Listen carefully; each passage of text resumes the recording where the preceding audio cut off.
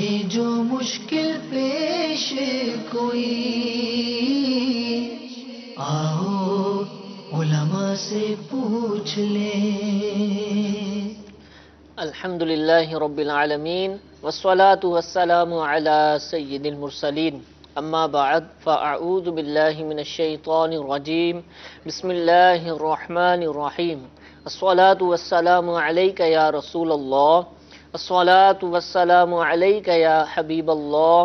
الصلاة والسلام علیک یا نبی اللہ،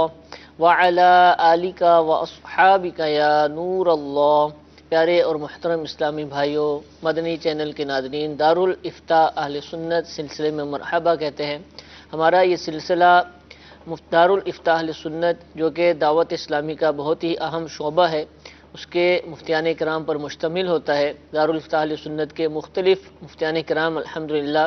ہمارے سلسلے میں تشریف لاتے ہیں۔ جو اسلامی بھائی آج پہلی دفعہ اس سلسلے کو دیکھ رہے ہیں تو ان کو بتاتا چلوں کہ الحمدللہ یہ سلسلہ روزانہ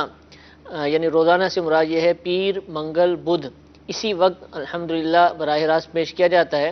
اور جمعرات کے دن بھی الحمدللہ براہ راست نشر ہوتا ہے، لیکن وہ عصر کی نماز کے بعد ہوتا ہے، یعنی اس وقت سے کم و بیش 1-1.5 گھنٹہ پہلے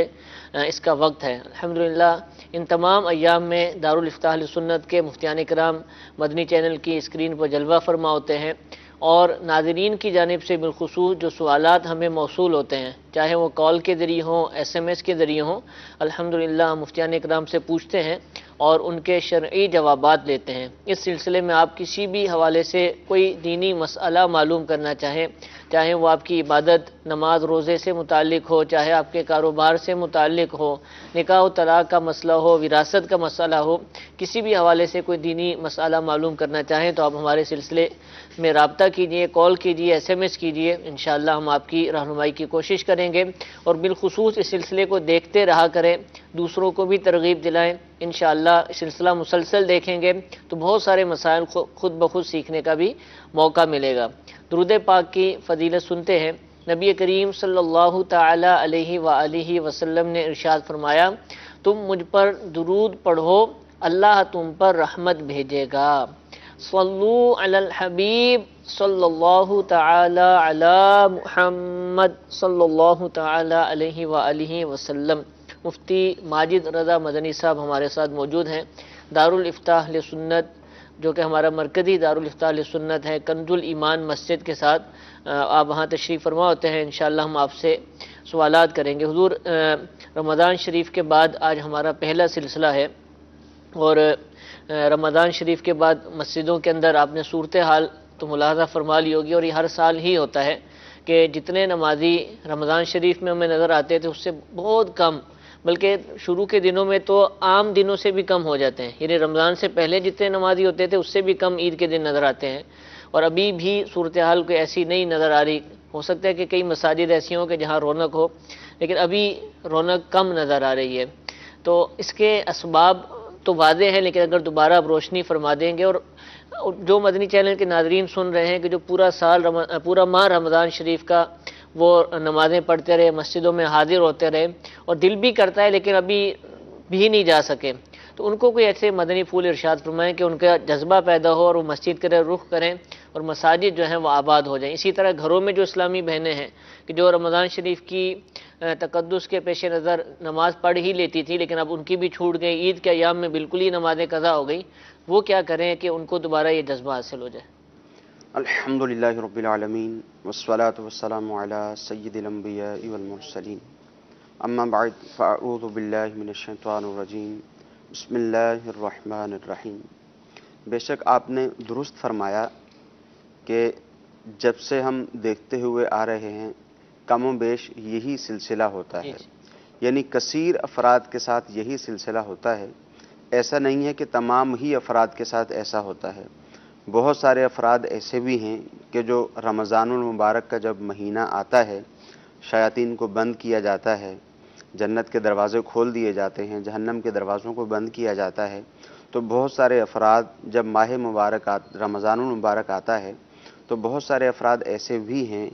کہ جو پہلے نمازوں کی ادائیگی نہیں کرتے تھے، پہلے نیکی کی طرف ان کی رغبت نہیں تھی، اب جب ماہ مبارک آیا، رمضان المبارک کا مہینہ آیا، ان کی نیکی کی طرف رغبت بھی ہوئی، نمازیں بھی ادا کی، اور اس کے علاوہ جو دیگر نیک اعمال تھے وہ بھی بجا لائے، کہ قرآن پاک کی تلاوت بھی کی، دیگر جو نیک اعمال تھے وہ بھی بجا لاتے رہے۔ اور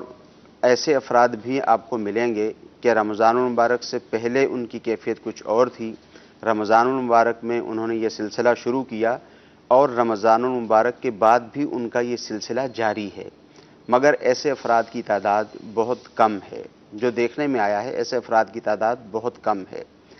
اب اس میں ہمیں غور یہ کرنا چاہیے کہ رمضان المبارک کا مہینہ ہمیں دیا گیا، اور اس کا ایک مقصد قرآن مجید فرقان حمید میں بیان ہوا۔ وہ کیا بیان ہوا؟ فرمایا یا ایھا الذین آمنوا کتب علیکم الصیام کما کتب علی الذین من قبلکم لعلکم تتقون، کہ اے ایمان والو تم پر روزے فرض کیے گئے جیسے تم سے پچھلوں پر فرض کیے گئے تھے، تاکہ تم پرہیزگاری اختیار کرو، تاکہ تم متقی بن جاؤ، تاکہ تم نیک بن جاؤ۔ یعنی روزہ رکھنے کا جو مقصد بیان کیا گیا وہ یہ ہے۔ اچھا، اس میں جو فلسفہ ہے وہ کیا ہے؟ امام غزالی رحمۃ اللہ تعالی علیہ نے یہ تحریر فرمایا ہے کہ انسان کا جب پیٹ بھرا ہوا ہوتا ہے تو اس کی نفسانی خواہشات جو ہیں وہ عروج پر ہوتی ہیں، اور جب اس کا پیٹ خالی ہوتا ہے تو اس کی نفسانی خواہشات عروج پر نہیں ہوتی بلکہ پست ہوتی ہیں۔ تو ایک تو وجہ حدیث پاک میں بھی بیان کی گئی کہ شیاطین کو قید کر دیا جاتا ہے جو انسان کو گناہ پہ اکساتا ہے، گناہ پہ ابھارتا ہے، نیکی سے روکنے کی کوشش کرتا ہے۔ ایک تو یہاں پر یہ صورت ہے کہ جب شیطان کو بند کر دیا گیا تو مسلمان کے لیے آسانی ہو جاتی ہے۔ پھر دوسری صورت یہ کہ جب یہ بھوکا پیاسا ہوتا ہے تو اس کا بہت زیادہ بولنے کو دل نہیں کرتا، تو یہ جھوٹ، غیبت، چغلی وغیرہ سے بچ جاتا ہے۔ اسی طرح کسی سے لڑنے جھگڑنے کو دل نہیں کرتا، تو بہت ساری باتوں سے یہ بچ جاتا ہے۔ اسی طرح دیگر گناہوں سے بھی بھوکا ہونے کی وجہ سے، بھوکا پیاسا ہونے کی وجہ سے بھی یہ بہت سارے گناہوں سے بچ جاتا ہے۔ تو اب ہمیں غور یہ کرنا چاہیے کہ ماہ مبارک اللہ تعالیٰ نے ہمیں عطا فرمایا، رمضان المبارک کا مہینہ، اور اس کا ایک مقصد ہمارے سامنے بیان کیا گیا تاکہ ہم پرہیزگاری اختیار کریں۔ ہر مسلمان کو یہ سوچنا ہے کہ کیا ماہ مبارک اس کو ملا۔ تمام مسلمان ہی خوشی کا اظہار کرتے ہیں، خوش ہو جاتے ہیں جب ماہ مبارک رمضان المبارک آتا ہے۔ اس کی وجہ کیا ہے؟ اس کی وجہ یہی ہوتی ہے کہ رمضان کا مہینہ آتا ہے تو لوگ اس بات کو سمجھتے ہیں کہ ہم رمضان کو روزہ رکھیں گے ہمیں ثواب ملے گا، شیطان کو بند کر دیا جائے گا، قرآن مجید فرقان حمید کی ہم تلاوت بھی کر سکیں گے، دیگر نیک اعمال بھی ہم کر سکیں گے۔ تو جو خوشی کی وجہ ہوتی ہے وہ یہی ہوتی ہے کہ مسلمان نیکی کی طرف مائل ہو جاتا ہے۔ صحیح۔ اسی وجہ سے مسلمان خوش ہوتا ہے، اور اسی وجہ سے جب ماہ مبارک تشریف لے جاتا ہے تو مسلمان جب غمزدہ ہوتا ہے تو وہ اسی وجہ سے ہوتا ہے کہ اس ماہ مبارک میں جو نفل کا ثواب تھا وہ فرض کے برابر ہوا، فرض کا ثواب 70 گنا ہو گیا۔ تو جب انسان کی خوشی اسی بات میں ہے تو اب مسلمان کو یہ بھی سوچنا چاہیے کہ میں نے اس سے کیا پایا۔ ایک تو قرآن مجید فرقان حمید کی وہ آیت طیبہ کہ جس میں فرمایا گیا لعلکم تتقون، تاکہ تم پرہیزگار بن جاؤ، اور دوسرا حضرت سیدنا جبرائیل امین علیہ السلام کی دعا، اور حضور نبی کریم صلی اللہ تعالی علیہ وآلہ وسلم کا اس پر آمین کہنا، اس کو بھی مد نظر رکھنا چاہیے کہ جبرائیل امین علیہ السلام نے یہ دعا کی کہ جو رمضان کا مہینہ پائے اور اپنی مغفرت نہ کروا پائے تو ایسے شخص کے لیے ہلاکت ہے۔ تو حضور نبی کریم صلی اللہ تعالی علیہ وآلہ وسلم رؤوف الرحیم ہیں، اپنے امتیوں پر شفقت فرمانے والے ہیں۔ اس کے باوجود اس ماہ مبارک یعنی اتنا برکت والا یہ مہینہ ہے، اتنی زیادہ اللہ تعالیٰ اس میں مغفرت فرماتا ہے، لوگوں کو بخشتا ہے کہ یہاں پر ارشاد فرمایا جو اپنی بخشش نہ کروا پائے اس کے لیے ہلاکت ہے۔ تو اب یہ سب مسلمانوں کو سوچنا چاہیے، ہر شخص کو دیکھنا چاہیے کہ مجھ میں کچھ تبدیلی آئی۔ ایک تو تبدیلی یہ آنا ہے نا کہ وہ بالکل ہی ولایت کے درجے پہ فائز ہو گیا، اگرچہ ایسا نہیں ہے، مگر کم از کم یہ دیکھیں کوئی تبدیلی آئی۔ جھوٹ بولنا چھوڑ دیا، غیبت کرنا چھوڑ دی، نماز نہیں پڑھتا تھا اب نماز پڑھنے لگ گیا، کسی اور گناہ کی طرف مائل تھا اس گناہ کو ترک کر دیا۔ کم از کم کچھ تو دیکھے کہ کچھ تو اس کے اندر تبدیلی آئی ہو۔ بے شک حضور نبی کریم صلی اللہ تعالی علیہ وآلہ وسلم کا آمین کہنا جبرائیل امین علیہ السلام کی دعا پر وہ اپنی جگہ پر ہے، اس کے باوجود اللہ تعالیٰ کی جو رحمتیں ہیں وہ ہر وقت ہی مسلمانوں کی طرف رہتی ہیں، ہر وقت ہی رہتی ہیں۔ اب بھی کوئی شخص اگر رجوع کرتا ہے، توبہ کرتا ہے، تو ضرور اس کی توبہ کو قبول کیا جاتا ہے۔ بے شک ہمارے ہاں عمومی طور پر جو طرز عمل ہے وہ یہ ہے کہ 29 یا 30 شعبان کو جو ہماری زندگی کا طرز عمل ہوتا ہے، وہی پورا ماہ مبارک گزارنے کے بعد 15 گھنٹے، 16 گھنٹے، 18 گھنٹے کا روزہ رکھنے کے بعد جب عید کا دن آتا ہے، یہ چاند رات آتی ہے، تو اس وقت ہماری کیفیت وہی کی وہی ہو جاتی ہے۔ یعنی پورا ماہ مبارک گزرا، پہلا 30 دن گزرے یا 29 دن گزرے، جیسے ایک دن پہلے تھے ویسے ہی ہم ایک دن بعد ہو جاتے ہیں۔ تو اس میں ہر مسلمان کو سوچنا چاہیے، اللہ تعالیٰ سے صلح کرنے کا وقت ہر وقت ہی موجود ہے۔ یعنی جو بے رہ شک گئے اب بھی رمضان، کوشش جی کر سکتے بے ہیں۔ شک رمضان کا مہینہ، ماہ مبارک جو ہے وہ بہت ہی اعلیٰ وقت ہے، مگر ہر وقت ہی اللہ تعالیٰ سے صلح کے لیے موجود ہے۔ بے شک ایک بزرگ رحمۃ اللہ تعالیٰ علیہ کے بارے میں آتا ہے کہ وہ بازار میں موجود تھے اور بازار میں موجود زاروں قطع رو رہے تھے۔ کسی نے دریافت کیا کہ حضرت آپ کیوں رو رہے ہیں؟ تو انہوں نے کہا کہ میں اس لیے رو رہا ہوں کہ میں ان بازار والے لوگوں سے یہ کہتا ہوں کہ یہ اللہ تعالیٰ سے صلح کر لیں، ابھی وقت موجود ہے، ٹھیک ہے۔ مگر میری کوئی نہیں سنتا، میری کوئی نہیں مانتا۔ کچھ دنوں کے بعد اسی شخص نے انہی بزرگ رحمۃ اللہ تعالیٰ علیہ کو قبرستان میں دیکھا، صحیح وہاں پر بھی وہ زاروں قطع رو رہے تھے۔ اب دوبارہ اس نے سوال کیا کہ حضرت اب کیا معاملہ ہے؟ اس وقت وہ معاملہ تھا، اب کیا معاملہ ہے؟ تو ان بزرگ نے کہا کہ معاملہ اب بھی وہی ہے، صحیح پہلے لوگ نہیں مان رہے تھے، میں لوگوں کی اور اللہ تعالیٰ کی آپس میں صلح کروانے کی کوشش کر رہا تھا، پہلے یہ لوگ نہیں مان رہے تھے، اب یہ قبرستان میں پہنچ گئے ہیں، کوشش میری اب بھی وہی ہے، مگر اب رب عز و جل نہیں مان رہا۔ اللہ اکبر۔ تو اس کو مد نظر رکھنا چاہیے کہ وقت ہمارے پاس کتنا ہے کسی کو بھی معلوم نہیں ہے۔ کبھی اگر کوئی تبدیلی نہیں آئی، پھر بھی ابھی رمضان المبارک گزرا ہے، اس کے جو اثرات ہیں الحمدللہ عز و جل وہ لوگوں پر رہتے ہیں، کچھ نہ کچھ اثر رہتا ہے، تو وہ جو اثر ہمارے اوپر ابھی بھی موجود ہے، اس کو غنیمت جانتے ہوئے دیکھیں کہ ہمارے اندر کون سی ایسی برائی پائی جاتی ہے، کون سی عبادت ہم پر فرض ہے، واجب ہے، جو ہم ادا نہیں کر پا رہے، اور کون کون سے گناہ ایسے ہیں جن سے بچنا ہمارے لیے ضروری ہے۔ ان دونوں ہی چیزوں کو دیکھیں اور عبادت کرنا شروع کر دیں، گناہوں سے بچنا شروع کر دیں، کیونکہ وقت جو ہے وہ ہمارے پاس کتنا ہے کسی کو بھی معلوم نہیں ہے۔ تو کوشش کرنی چاہیے، اللہ تعالیٰ کی بارگاہ میں دعا بھی کرتے ہیں کہ اللہ تعالیٰ ہم سب کو ہی جیسے ہم ماہ مبارک میں دن گزارتے تھے ایسے ہی ہم اپنے دن بھی گزاریں۔ اس میں ایک جو ہے وہ اثر ہماری جو نسلیں ہیں ان پر بھی ہوتا ہے، وہ بھی یہ سمجھتے ہیں کہ بس رمضان المبارک کے مہینے میں ہی نماز پڑھنی چاہیے، بچے جیسے دیکھتے ہیں اور ویسے اس کے علاوہ ہمیں نماز کی ادائیگی نہیں کرنی۔ ٹھیک ہے۔ آج کل یہ دیکھا گیا ہے کہ والدین یہ چاہتے ہیں کہ ہمارے بچے نمازی ہوں، ہمارے بچے پرہیزگار ہوں، ہمارے بچے ہماری اطاعت و فرما برداری کرنے والے ہوں،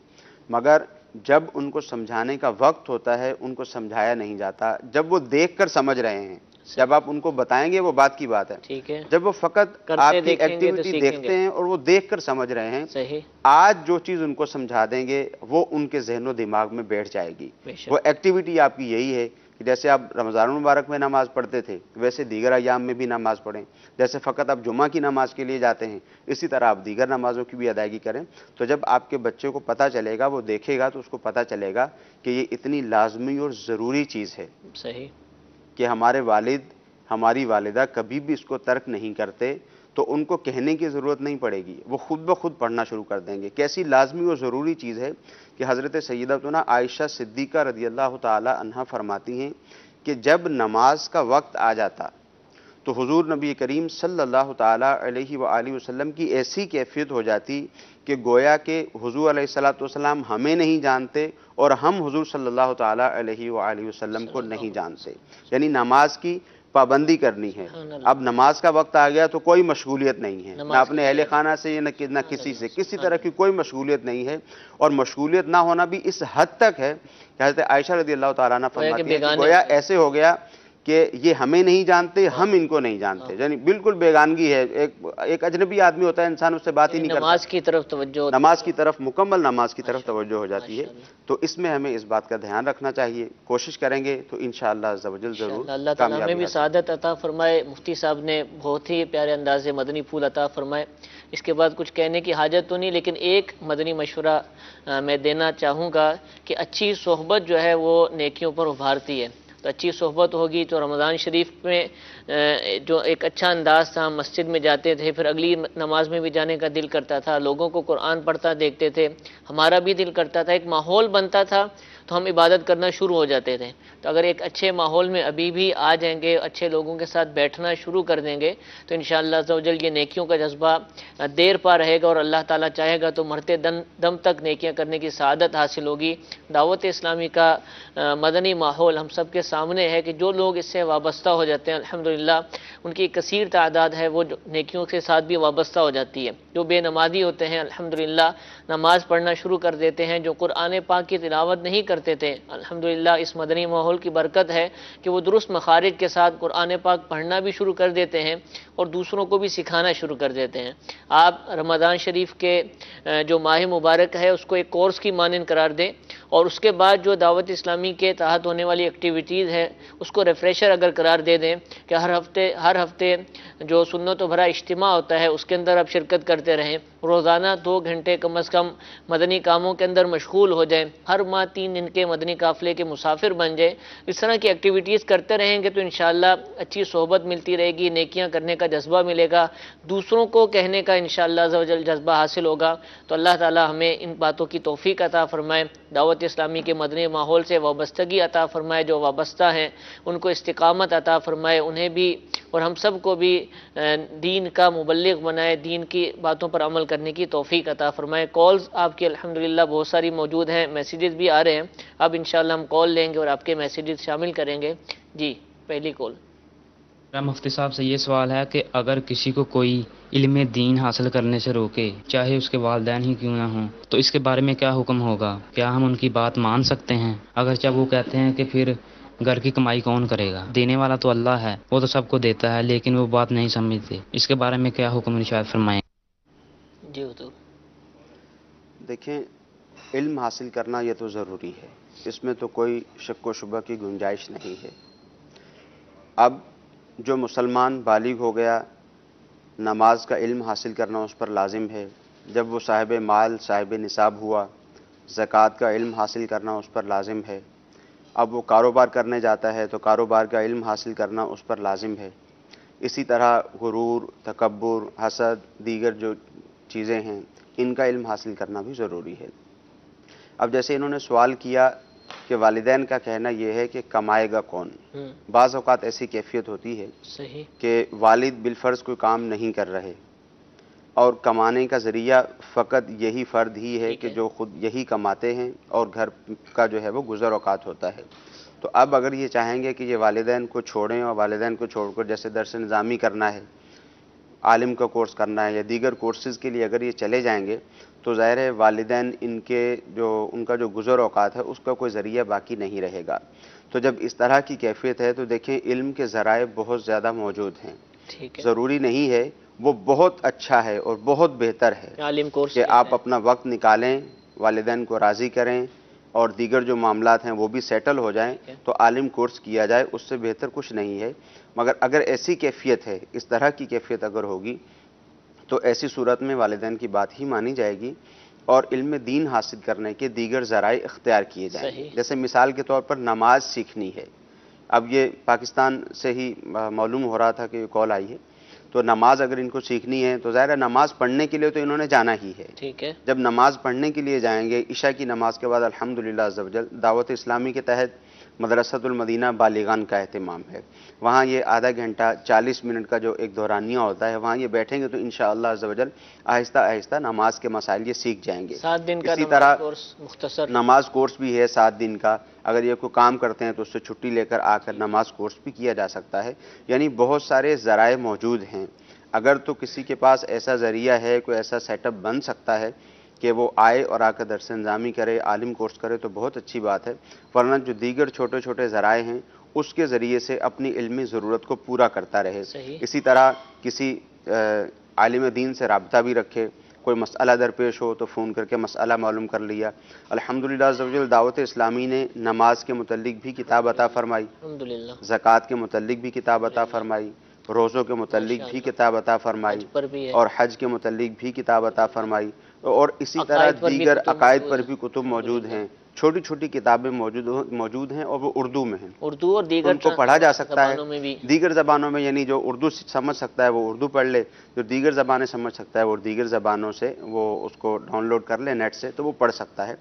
تو اس کو پڑھتا رہے، جہاں جہاں دشواری پیش آئے، جہاں جہاں کوئی بات سمجھ میں نہ آئے تو وہاں کسی سنی عالم دین سے رابطہ رکھے، دارالفتہ اہل سنت سے رابطہ رکھے اور معلوم کرتا رہے، تو اس طرح انشاءاللہ عز و جل آہستہ آہستہ علم دین کا خزانہ ہاتھ آتا رہے گا۔ ٹھیک ہے، والدین کو ترک نہیں کیا جا سکتا، یعنی ابھی والدین دیکھیں کو یہ ایام ایسے ہیں کہ دعوت اسلامی کے جو مدارس ہیں، جامعات المدینہ ہیں، ان میں بھی اور اہل سنت و جماعت کے دیگر مدارس میں بھی داخلے جاری ہیں درس نظامی کے لیے، اور لوگوں کا شوق ہوتا ہے، الحمدللہ ذوق بڑھتا جا رہا ہے، لوگ آتے جا رہے ہیں۔ تو ابھی ان دنوں میں جو داخلوں کے لیے آنا چاہتے ہیں اور والدین راضی نہیں ہو رہے کسی بھی وجہ سے، تو کیا وہ آ جائیں؟ مختصراً اس کا جواب چاہیے، یا ان کو راضی کریں، یا اگر راضی نہیں ہوتے تو پھر وہ وہیں رہ کر سیکھیں؟ نہیں، دیکھیں یہاں دو باتیں ہیں، ایک بات تو یہ ہے کہ بعض اوقات والدین یوں رضامند نہیں ہوتے کہ ہم دور بھیجنا نہیں ٹھیک چاہتے، ہے۔ ہم دوسری جگہ پہ بھیجنا نہیں چاہتے، یہ یوں راضی نہیں ہوتے کہ اگر تم عالم دین کا کورس کر لو گے تو تم کھاؤ گے پیو گے کہاں سے، جو ایک عمومی طور پر ایک صحیح۔ لوگوں کے اندر بات مشہور بھی ہے، ہوں۔ یہ جملہ بھی مشہور ہے کہ جو مولوی لوگ ہیں، مولانا لوگ ہیں، یہ بہت زیادہ کھاتے ہیں، اور بچہ اگر مولوی بننے کے لیے جائے تو اس سے کہتے ہیں کہ تم کہاں سے کھاؤ گے، صحیح، تو یہ ایک قسم کا دونوں ہی تضاد باتیں بھی ہے۔ کرتے ہیں۔ باقی یہ کہ اولاً تو یہ ہے کہ والدین سے ہم گزارش کریں گے کہ اگر آپ کا بچہ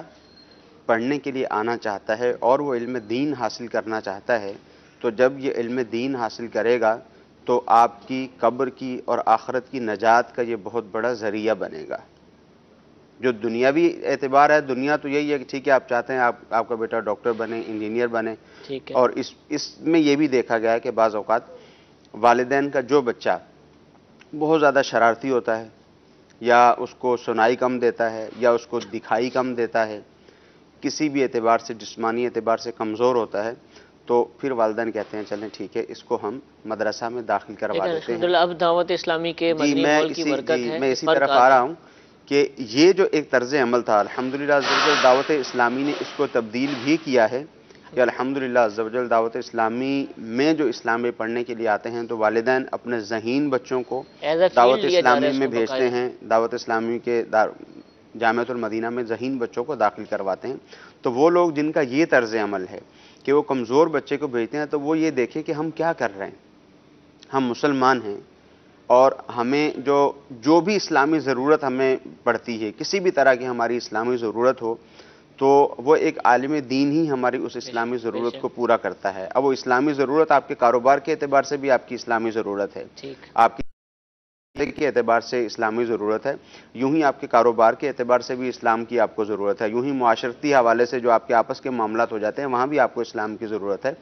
تو جب ہم اپنا ایسا بچہ اسلام کے لیے دے رہے ہیں جس کو کچھ سمجھ ہی نہیں پڑتی، تو اس میں پھر ہمیں سوچنا چاہیے کہ یہ طرز عمل غلط ہے۔ ٹھیک، جب ہم اسلام کے لیے قربانی دیں، قرآن مجید فرقان حمید میں ارشاد فرمایا کہ لن تنالوا البر حتی تنفقوا مما تحبون، کہ تم نیکی کو بھلائی کو ہرگز نہیں پہنچ سکتے جب تک تم وہ چیز اللہ کی راہ میں نہ دو جو تمہیں محبوب ہے۔ اب وہ بچہ تو تمہیں محبوب ہی نہیں ہے کہ جو کمزور ہے بیچارہ اس کو تم نے بھیج دیا، ہاں وہ بچہ آپ کو محبوب ہے جو ذہین ہے، فتین ہے، آپ دیکھتے ہیں کہ یہ بہت زیادہ ذہین ہے، اسکول میں پڑھتا ہے تو ہر کلاس میں جو ہے وہ اول آتا ہے، تو اب اس کو اللہ تعالیٰ کی راہ میں بھیجا جائے۔ تو اولاً تو یہ کہ والدین کو دیکھنا چاہیے کہ اگر واقعتاً کوئی مجبوری نہیں ہے تو پھر والدین کو چاہیے کہ اپنے بچوں کو اجازت دیں، انشاءاللہ عز و جل یہ بچے کل بروز قیامت قبر میں حشر میں انشاءاللہ عز و جل ان کے کام آئیں گے۔ ہاں اگر واقعتاً ایسی کوئی مجبوری ہے کہ جس بنا پر وہ نہیں بھیج پا رہے، ان کا دل بھی ہے کہ وہ بھیجنا چاہتے ہیں، کسی مجبوری کی بنا پر نہیں بھیج پا رہے، تو اب بچوں کو یہ چاہیے کہ والدین کے ساتھ اب ضد نہ کریں، اطاعت کریں ان کی، اور واقعتاً کوئی سیکھنے کی ایسی کوشش مجبوری کریں۔ ہے، جیسے میں نے پہلی صورت بیان کی جی جی، کہ ایک ہی بچہ ہے، وہی کام کاج کرتا ہے، اسی کے اوپر گزر اوقات ہے، یا بعض اوقات ایسی کیفیت بھی ہوتی ہے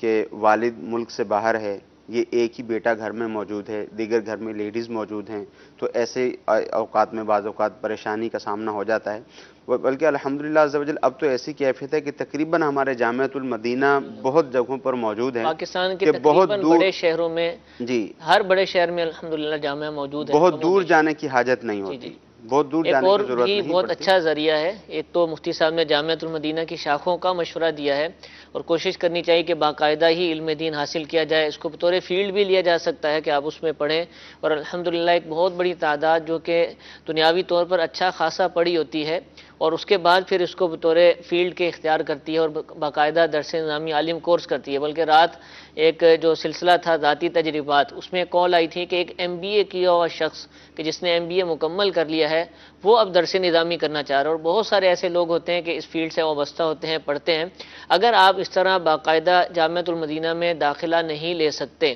اس کا ایک اور بھی ذریعہ ہے، الحمدللہ دعوت اسلامی کا بہت ہی پیارا شعبہ ہے مدرسۃ المدینہ آن لائن۔ الحمدللہ اس آن لائن یعنی انٹرنیٹ کے ذریعے اس کے اوپر تعلیم دی جاتی ہے، اور میری معلومات کے مطابق کم و بیش 26 یا اس سے زائد الحمدللہ کورسز آن لائن کروائے جاتے ہیں۔ جیسے کہ نماز کورس کا مشورہ دیا، وہ کورس بھی آن لائن کیا جا سکتا ہے، قرآن پاک پڑھا جا سکتا ہے، زکوٰۃ کورس کیا جا سکتا ہے، نکاح کورس کہ اگر آپ شادی کرنا چاہتے ہیں اور نکاح کے مسائل سیکھنا چاہتے ہیں تو وہ بھی الحمدللہ اس کے ذریعے سکھائے جاتے ہیں۔ ساتھ ہی ساتھ انہی کورسز کے اندر درس نظامی کورس بھی شامل ہے۔ پہلے تو مختصر درس نظامی کروایا جاتا تھا، اور ابھی جو مجھے معلومات ملی ہیں کہ باقاعدہ جو مکمل درس نظامی کورس ہے وہ بھی انشاءاللہ عنقریب یا شاید شروع ہو چکا ہوگا، آن لائن کروانے کی ترکیب ہوگی۔ تو آپ اس ذریعے کو بھی اپنا سکتے ہیں۔ اگر اپنے گھر سے آپ نہیں نکل سکتے اور گھر میں رہ کر ہی سیکھنا چاہتے ہیں تو آپ ہی کا وقت ہوگا، آپ ہی کا گھر ہوگا، لیکن انشاءاللہ دعوت اسلامی کے عالم مبلغ انشاءاللہ آپ کو آپ کے گھر میں رہتے ہوئے آن لائن تعلیم دیں گے، پڑھائیں گے، اور علم دین سے انشاءاللہ منور کریں گے۔ دعوت اسلامی کی ویب سائٹ www.dawatislami.net، اس میں ایک آپشن ہے ڈپارٹمنٹس کا، اس کے اندر دعوت اسلامی کی جو دیگر شعبہ جات ہیں ان کی جو ویب سائٹس ہیں ان کے لنکس موجود ہیں۔ مدرسۃ المدینہ آن لائن کا بھی لنک موجود ہے، اور جامعۃ المدینہ کے جہاں عالم کورس کروایا جاتا ہے اس کا لنک بھی موجود ہے۔ آپ ان دونوں ویب سائٹس کو وزٹ کیجئے، معلومات حاصل کیجئے، اور جہاں تک ممکن ہو سکے داخلے کی کوشش فرمائیے۔ اللہ تعالیٰ ہم سب کو عالم بعمل بننے کی توفیق عطا فرمائے۔ جامعۃ المدینہ میں داخلے جاری ہیں، اور جو داخلہ لینا چاہتے ہیں اس کی جو تاریخ اناؤنس ابھی تک کی گئی ہے وہ 26 شوال المکرم ہے۔ تو اسلامی بھائی ہوں تو وہ اسلامی بھائیوں کے جامعات میں رابطہ کریں، اسلامی بہنیں ہیں تو اسلامی بہنوں کے جامعات میں رابطہ کریں۔ الحمدللہ اسلامی بھائیوں کے ساتھ ساتھ اسلامی بہنوں کو بھی عالمہ بنانے کا الحمدللہ سلسلہ دعوت اسلامی میں موجود ہے، اور ہزاروں اسلامی بہنیں الحمدللہ ان جامعات میں پڑھتی ہیں، اور ہر سال سینکڑوں بلکہ 1000 سے زائد اس سال فارغ و تحصیل بھی ہوئی ہیں۔ تو آپ بھی اگر اسلامی بہنیں اگر سن رہی ہیں اور چاہتی ہیں کہ وہ عالمہ بنیں تو وہ بھی ان جامعات میں رابطہ کر سکتی ہیں اور داخلے کی ترکیب کر سکتی ہیں۔ 5 سالہ درس نظامی ہوتا ہے، اور اسلامی بھائیوں کے لیے بھی کہ اس سال جو داخلے ہوں گے جامعۃ المدینہ کے شاخوں کے اندر پاکستان میں اور غالباً بیرون ملک بھی، وہ 6 سالہ درس نظامی کے لیے ہوں گے۔ پہلے درس نظامی کا کورس 8 سال کا ہوتا تھا، اس سال سے اس کو 6 سال کا کر دیا گیا، ریڈیوس کر دیا گیا ہے۔ تو اگر آپ داخلہ لیں گے تو 6 سال کے اندر درس نظامی عالم کورس کروا دیا جائے گا۔ اس کے بعد مزید اسپیشلائزیشن کے تخصص کے کورسز ہوں گے، اس کی معلومات انشاءاللہ آپ کو جامعات میں آنے کے بعد مل جائیں گی۔ اللہ تعالیٰ ہم سب کو ان کورسز میں جو بھی علم دین سیکھنے کے ذرائع ہیں ان کے اندر اپنا حصہ شامل کرنے کی توفیق عطا فرمائے۔ دور ایک سوال میسیج کا بھی لے لیتے ہیں کہ سوال یہ ہے کہ جن کے مخصوص ایام کی وجہ سے روزے رہ گئے تھے رمضان شریف میں تو کیا ان کو رکھنے ہوں گے یا وہ معاف تھے؟ اسی صورتحال میں عورتوں کو روزے معاف نہیں ہوتے، نماز معاف ہوتی ہے۔ اچھا نماز معاف ہوتی ہے، روزے دوبارہ جو نہیں اس پڑھنی؟ صورت میں رہ گئے ہیں ٹھیک جی، ہے، نمازیں ان ایام کی معاف ہیں، وہ نہیں پڑھنی ہوتی۔ ٹھیک ہے، روزے جو ان ایام کے رہ گئے ہیں وہ روزے بعد میں قضا کرنے ہوں گے۔ ٹھیک ہے، تو ابھی ان دنوں میں کر سکتے ہیں شوال ان دنوں میں روزے قضا کیے جا سکتے ہیں۔ صحیح۔ یہاں عام طور پر یہ دیکھا گیا ہے کہ شوال المکرم میں شش عید کے روزے جس کو کہا جاتا ہے جی جی وہ پورے مہینے کے اندر کسی بھی وقت رکھے جا سکتے نفلی ہیں۔ روزے 6 روزے نفلی روزے ٹھیک ہوتے ہے۔ ہیں۔ اس میں بعض اوقات ایسا بھی ہوتا ہے کہ اسلامی بھائی اور اسلامی بہنیں ان کا یہ سوال بھی ہوتا ہے کہ کیا ہم اس میں جو قضا ہمارے روزے پہلے رہ گئے ہیں وہ بھی رکھ لیں اور اس کے ساتھ ساتھ نفل کی بھی نیت کر لیں؟ تو ایسا نہیں ہو سکتا۔ اسلامی بہنوں کے جو روزے رہ گئے ہیں اب جب قضا کی نیت کریں گی تو فقط قضا روزے کی ہی نیت ہوگی، نفل کی نیت اس میں نہیں ہو سکتی۔ ایک اور کال چلائیے۔ محترم جناب، میرا آپ سے سوال یہ ہے، اگر ایک بندہ جو خودکشی کر لے اس کا نماز جنازہ پڑھنا چاہیے یا نہیں پڑھنا چاہیے؟ اس کے بارے میں تھوڑا انفارمیشن دے دیتا آپ کو شکریہ ہوتا۔ والی کی نماز جنازہ؟ خودکشی کرنے والے کی نماز جنازہ ادا کی جائے گی۔ ٹھیک ہے، ہمارے ہاں معروف یہ ہے کہ جس شخص نے خودکشی کی ہے اس کے بارے میں کہا جاتا ہے کہ یہ حرام موت مر گیا، اب اس کی نماز جنازہ نہیں پڑھی جائے گی۔ بعض لوگ اس کے لیے دعا کرنے سے بھی منع کرتے ہیں، ایسی کوئی بات نہیں ٹھیک ہے۔ ہے، یہ اس شخص کے لیے ہے جس نے خودکشی کو جائز سمجھا، ایک حرام میں قطعی کو جائز سمجھا، اور جائز سمجھ کر اگر وہ ایسا کرے گا تو اس کے متعلق یہ حکم شرعی ہوتا ہے۔ ٹھیک ہے، مگر یہاں پر جو عمومی طور پر ظاہر ہے ہمیں ایک تو پتہ بھی نہیں چل سکتا، جی، دوسرا عمومی طور پر جو خودکشی کرنے والے ہیں حالات کی خرابی، وہ حالات کی خرابی کی بنا پر ان کو یہ بات معلوم ہوتی ہے کہ یہ کام جائز نہیں ہے، یہ ناجائز ہے، یہ گناہ کا کام ہے، معلوم ہوتا ہے، معاشرے میں رہتے ہیں، پتہ ہوتا ہے، اس کے باوجود حالات سے تنگ آ کر بے شک ایسا نہیں کرنا چاہیے، شرعی طور پہ اس کی اجازت بھی نہیں ہے۔ وہ یہ سمجھتے ہیں کہ ہم خودکشی کریں گے تو جو حالات کی تنگی ہے، جو پریشانی ہے، ان پریشانیوں سے ہم آزاد ہو جائیں گے۔ اگرچہ ان پریشانیوں سے آزاد ہو جائیں گے، وہ پریشانیاں چھوٹی تھیں، مگر اب جب اس نے خودکشی کی، جس طرز عمل کے ساتھ اس نے خودکشی کی، مثال کے طور پر اپنے آپ کو اس نے کسی تیز دھار آلے سے قتل کر لیا، تو اب اس کو قبر میں یہ سزا دی جاتی رہے گی کہ یہ اپنے آپ کو اسی طرح تیز دھار آلے سے قتل کرتا رہے گا۔ اللہ تعالیٰ جس کو معاف فرمائے وہ ایک الگ بات ہے۔ جو ایک بات جو بیان ہوئی وہ یہی ہے، تو جس شخص نے خودکشی کر لی ہے اس کی نماز جنازہ بھی ادا کی جائے گی اور اس کے لیے دعائے مغفرت بھی کی جائے کچھ گی، اور لوگ بلکہ وہ ہیں کہ جن کی دعائے نماز مغفرت جنازہ کا نہیں پڑھی جاتی، جی بلکہ وہ دعائے مغفرت کا زیادہ مستحق ہے کہ اس ٹھیک کے ہے، لیے دعا کی جائے۔ اس نے گناہ کیا، اللہ تعالیٰ اس کو معاف فرمائے۔ اور خودکشی حرام ضرور ہے، کرنی بھی نہیں چاہیے، لیکن نماز جنازہ اس کی ضرور ادا کی جائے گی۔ ایک اور کال چلائیے۔ میرا سوال یہ ہے، میں نے پوچھنا تھا کہ میں نے کاروبار کرنا ہے، ٹھیک ہے، میں نے کسی سے پیسے لیے 1,00,000 روپے، میں نے مہینہ دینا اس کو 3,000 روپے، یہ ٹھیک ہے کہ نہیں ٹھیک؟ قرض لیا اور اس پر 3,000 مہینہ ہاں دینا۔ جی، وہ رقم لیں گے، رقم لینے کے بعد 3,000 روپے منتھلی انہوں نے طے کر لیا کہ میں دوں گا۔ ہمارے ہاں عمومی طور پر جو کاروبار کیا جاتا ہے اس کا طریقہ کار یہی ہوتا ہے کہ ایک شخص دوسرے کو 1,00,000 2,00,000 روپے دیتا ہے اور کہتا ہے کہ اس میں سے ہر مہینے آپ نے مجھے 3,000 روپے دینا ہے، ٹھیک ہے، یا بعض اوقات ایسی کیفیت بھی ہوتی ہے وہ کہتا ہے بھائی اب میں فکس نہیں کروں گا، کیونکہ اگر میں نے فکس کیا تو سود ہو جائے گا،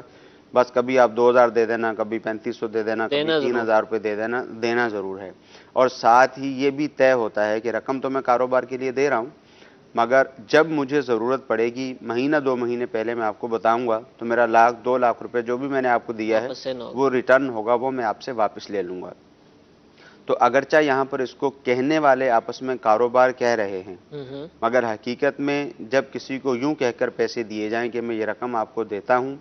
اور جب چاہوں گا واپسی کا مطالبہ کروں گا اور مکمل رقم آپ مجھے واپس کریں گے، تو شریعت اس کو قرض کہتی ہے، ٹھیک، یہ قرض ہے، اور قرض پر نفع لینا سود ہے۔ حدیث مبارکہ میں یہ ارشاد فرمایا کہ ہر وہ قرض جو نفع کھینچ کر لائے وہ سود ہے۔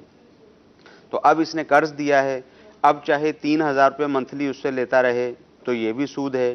چاہے کبھی 3,000 روپے لے لے، کبھی 2,500 لے لے، کبھی 3,500 لے لے، یہ بھی تو سود۔ یہ بھی سود ہی کی صورت ہے۔ یہ جو لوگوں کے اندر ایک بات معروف اور مشہور ہے کہ فکس کریں گے تو سود ہوگا، اگر فکس نہیں کریں گے تو سود نہیں ہوگا، ایسی کوئی بات نہیں ہے،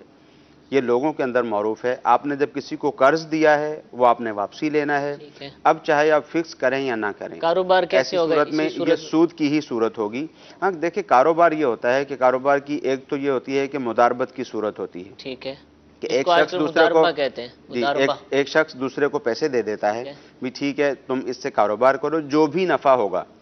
اس میں سے اتنے فیصد تمہارا نفع ہوگا، اتنے فیصد میرا نفع ہوگا۔ اس صورت میں جو نقصان ہوتا ہے وہ مضارب کا، وہ رب المال کا ہوتا ہے، یعنی جس نے پیسے دیے ہوتے ٹھیک ہے، ہیں۔ دوسری صورت ہوتی ہے شرکت کی،